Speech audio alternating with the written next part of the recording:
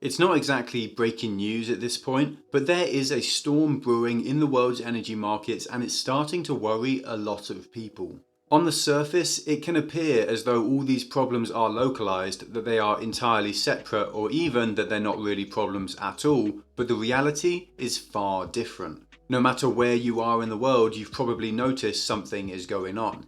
In Europe, there are natural gas supply problems wreaking havoc across multiple countries and forcing them to rely on Russia to rid them of their woes. In China, there are problems with coal and electricity which have led to rolling blackouts across 2/3 of the country. And in the US, gas prices are soaring as we get nearer and nearer to oil prices that many people thought we had left in the past. In short, there are problems all around the world, and despite what some media organisations will tell you, they are not independent, they are not irrelevant, and they certainly shouldn't be ignored. Today, we're going to take a deep dive and look at everything that's gone on, how we got to this point, and what might lie for us in the future.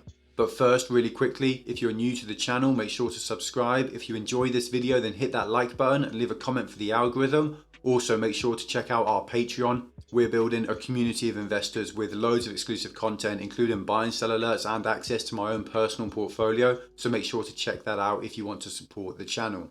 So what exactly is going on? Well, in light of the world's strong bounce back from the pandemic and the lockdowns, we've walked head on into an energy crisis, the likes of which we haven't seen since the 2008 market crash. Crude oil is up 65% this year to $83 a barrel. In the US, natural gas has more than doubled this year to $5 per million BTU. Even coal is exploding, with China and India mining as fast as possible. The price of US coal is up 400% this year to $217 per tonne. In Europe, electricity prices have quintupled and natural gas prices have surged to $30 per million BTU. Now, even if you've never heard of a British thermal unit before, even if you drive an electric car so gas prices aren't an issue to you, and even if you don't live in China or Germany so coal prices rarely, if ever, cross your mind, you have to recognise that all these prices hiking at the same time is bound to cause a huge problem for the world's economy. Pretty much every measure or every store of energy has increased in price recently, in pretty much every market as well, meaning that no matter where you are, this will affect you in some way or another. But how did we really get here? And why are the problems different in each country, yet still so eerily similar? Well, to work that out, we need to look at each of the specific problems and find out what's causing them, and then try to find the link that ties this all together.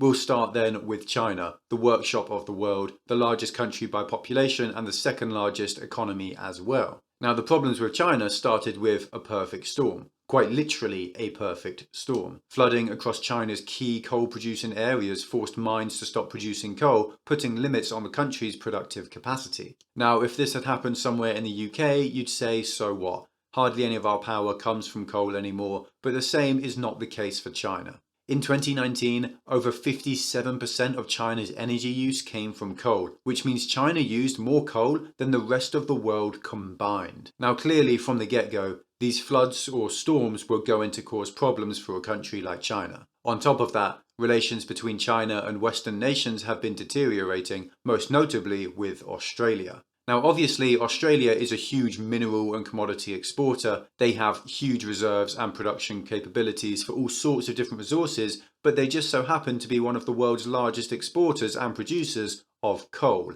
and some of the highest quality coal in the world as well. Usually, China would be buying this coal by the millions of tons, but disagreements between the Chinese Communist Party and the Australian government have caused those exports to dry up. These problems just so happen to have popped up at a pretty inconvenient time as well. China's rebound from the pandemic has been nothing short of incredible. They're actually the only major economy that is expected to benefit from the virus that tore through the world, as demand for Chinese goods has soared. Now, these goods require energy to be made, as you'd expect, and as demand for these goods rose, well, supply rose to meet that demand, which meant China needed more energy than ever before.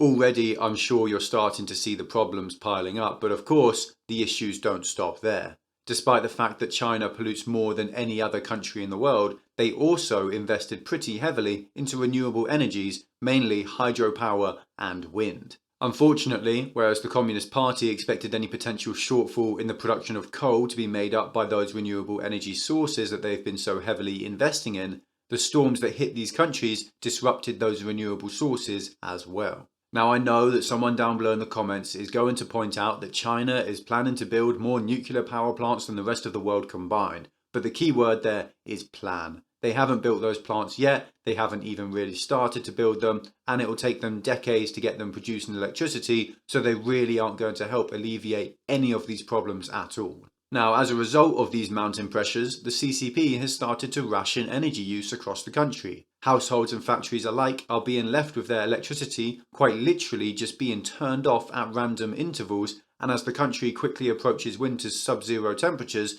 that could prove to be a serious problem for an awful lot of people. The CCP have ordered emergency coal production to increase, hoping to produce an additional 55 million tonnes of coal before the year ends, but this is likely too little too late. Production of goods in China has already been impacted, and it's likely only going to get worse. The economy is going to start taking hits, not only from exports not being sent out, but due to worsening consumer sentiment as the prospect of a cold, dark winter is becoming more and more likely for China's populace. And this is all only as a result of the energy crisis in China. This doesn't even mention the myriad of other problems in the Chinese economy right now. So if that's what's going on in China, then what's been happening in Europe? Well, to be honest, on the surface, it all seems a little bit familiar. In both continental Europe and in the UK where I live, natural gas, which almost certainly heats your home, likely costs about 5 times what it did a year ago.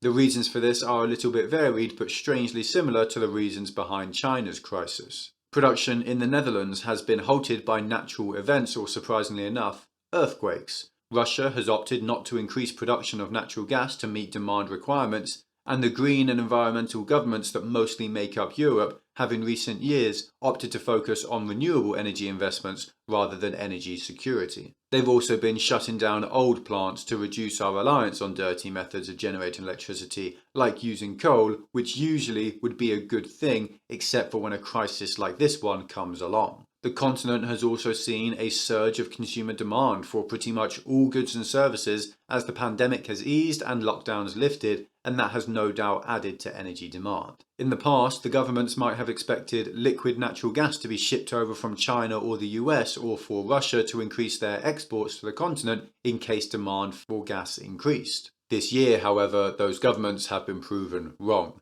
Liquid natural gas imports have not been nearly enough to satisfy requirements, likely as a result of shortages in other exporting countries like China and the US, but Russia has simply refused to increase production to meet this shortfall. Now, you and I might say these governments were naive for expecting Putin to help us out in a time of need, and to be honest, we'd be right to say that. Over the last few weeks, it has emerged that Russia has been deliberately holding back natural gas in an attempt to force Germany to sign off on its controversial Nord Stream 2 pipeline. Now, any of you who consider yourself even minor skeptics like myself may have predicted this, but somehow the geniuses across mainland Europe never considered what Russia might do when they go cap in hand asking for more gas. Usually in times like these, we'd expect countries to switch to other sources of electricity, like nuclear or even coal, but the European governments have been winding down their reliance on these sources of energy in favour of renewables like wind, which can't quickly increase their capacity by the amounts needed. As noble as their intentions may have been, this crisis is the doing of our own politicians, whose green policy hubris will cause us, the citizens of Europe, to suffer. So then, what about the problems in the US? Are they at all similar to those in China and Europe? Well, the simple answer is of course yes, they are similar, but not identical. Limited supply and surge in demand all over the world has caused prices to increase, and the American economy does not exist in a bubble. Soaring oil prices have been caused by low supply from OPEC nations, who again have opted not to extract more oil to the West's displeasure. But once again, this price increase is also the result of increased demand following the end of the pandemic, which specifically has led to gasoline prices in the US rising substantially. They've risen by 55% over the last year across the US, but what might be surprising to the Americans watching is that prices of natural gas in the US have actually increased by over 100%. The real impact of this on the American economy, however, seems to be in industry. High fossil fuel prices across the board have translated into a supply crunch for minerals like silicon that are used in booming technologies like batteries. Just another problem for the supply chain crisis that seems to be never ending in 2021. Luckily, now the US isn't as plagued by green policy initiatives as Europe is, so energy shortfalls have been made up for by increasing capacity from other fuels like coal, but as we already discussed, even coal prices are going up, so the impact is not negligible. Now, while Europe, China and the US might be the most relevant markets for almost all of the people watching, they're not the only markets experiencing an energy crisis, and they're certainly not the worst hit. Lebanon, a country which has suffered from awful instability in recent years, has also been very heavily influenced by an energy crisis of their own. Now, some people might consider this a currency crisis, not an energy crisis, and that may be one of the underlying causes of the rising energy prices, but that doesn't mean that this isn't an energy crisis as well. Now, I'm actually going to link to a video down below that will go far more in depth than I will for anyone who might be interested in this specific case study. But for those who just want to watch this video, I'll quickly explain what's actually going on. Basically, the country as a whole has been running out of electricity. The power grid, which heavily relies on the two main power stations, has basically shut down because of a fuel shortage. The country's currency crisis has made it very difficult to import fuel, and that problem has been exacerbated by increasing prices in places like Europe. Many people and many households rely on personal diesel generators for electricity, but these are now too expensive for most people to use. There are mass protests in the country as political instability increases, and the terrorist group Hezbollah have even started to bring fuel into the country to ease the supply constraints and increase their influence in the area. Now, I know that this is quite an extreme case of what an energy crisis can do to a country, and I by no means expect the same thing to happen to somewhere like the US, but there is a good chance that these sorts of conditions could be seen in other, less developed countries soon enough. Lebanon in particular has suffered from very high inflation recently, and if you're like me, you care about personal finance, you try to be smart with your money, and you're worried about inflation in the West, then you need to hear about this video's sponsor, BlockFi. Now, BlockFi offer a crypto earn platform that allow you to earn interest on whatever crypto you hold, including on stablecoins. Personally, I like to keep around $15,000 in cash that I can access quickly at any point just in case I need to. But I don't want to put that money in stocks in case I need it during a market downturn. So what I do instead is I hold $15,000 worth of stablecoins on a BlockFi earn account, earning me 9% interest a year. I can still access the money anytime I like, I don't have to worry about market fluctuations, but I also don't have to put up with a measly 0.1% interest a year that I'd get with a savings account. For anyone interested in BlockFi, there's a link down below in the description. If you have an emergency fund that isn't making you money, then I highly suggest you check them out. You can also get up to $250 in free Bitcoin when you sign up using the link down below in the description. So what does this energy crisis mean for the world's economy? Well, if this crisis were only happening in one country or even one region, well, then disaster could probably be avoided quite easily, but unfortunately, that just isn't the case. Prices of electricity, crude oil, coal and natural gas are soaring all over the world, and they're not going to come down until either supply increases or demand falls. China's situation in particular is looking rather precarious. Their economy is based on production of goods and exports, and without electricity, their factories will quite literally grind to a halt. The production of goods is already starting to be moved outside of the country, as these problems don't look like they're going to be solved anytime soon. Electricity costs are soaring in China, and these price increases will almost definitely be passed on to the consumer, contributing to higher inflation, especially as we get closer to the Christmas shopping period. International financial institutions and banks have been cutting their growth forecasts for China as they are growing more and more skeptical that the CCP will be able to safely navigate their growing problems. The rest of the world is not going to get out of this crisis unhurt either. This production shortfall in China and even the rest of the world will translate into more supply-side shocks, more shipping delays, more backed-up ports, and in the end, higher prices for the consumer and more inflation. Energy costs are already causing households across Northern Europe to have to spend more and more on heating their homes, and this is only going to increase as winter approaches. Businesses also, especially those who use large amounts of energy, will also see costs rise. These rising costs will almost definitely be passed on to the consumer, which will likely be a catalyst for sustained higher inflation in an environment where inflation is already at decade-long highs. But the reality is, we probably aren't even sure of what the biggest impacts of this energy crisis will be.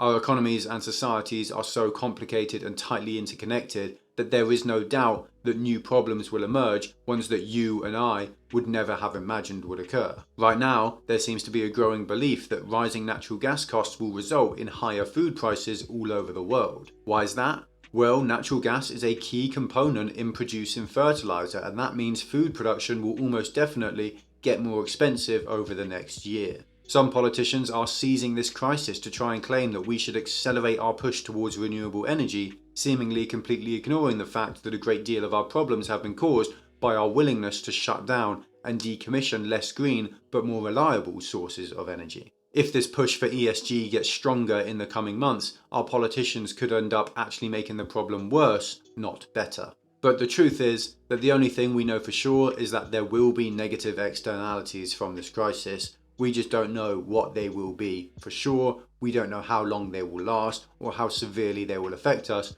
but we do know that they will be there regardless of what any politician or journalist tries to tell you. Now, if you're new here, then consider checking out our Patreon. We're building a community of like-minded investors where we can talk and discuss all kinds of ideas just like we do on this channel. You also get access to loads of exclusive content that isn't available anywhere else. You can chat to me directly. You get early access to all videos, private live streams, and buy and sell alerts for my personal portfolio. On top of all that, once we reach 100 patrons, I'm going to hire a full-time video editor to help me put out even more content just like this. If you enjoyed this video, then make sure to subscribe. If you want to help spread the word, then consider liking the video and leaving a comment, and YouTube will do its part by pushing this video out to more people just like you. I really do appreciate all the support you give the channel, even if it's just leaving a like. There's also a link down below to my other channel in the description that you can check out as well. Finally, there's also a link down below in the description to BlockFi, where you can get up to $250 in free Bitcoin,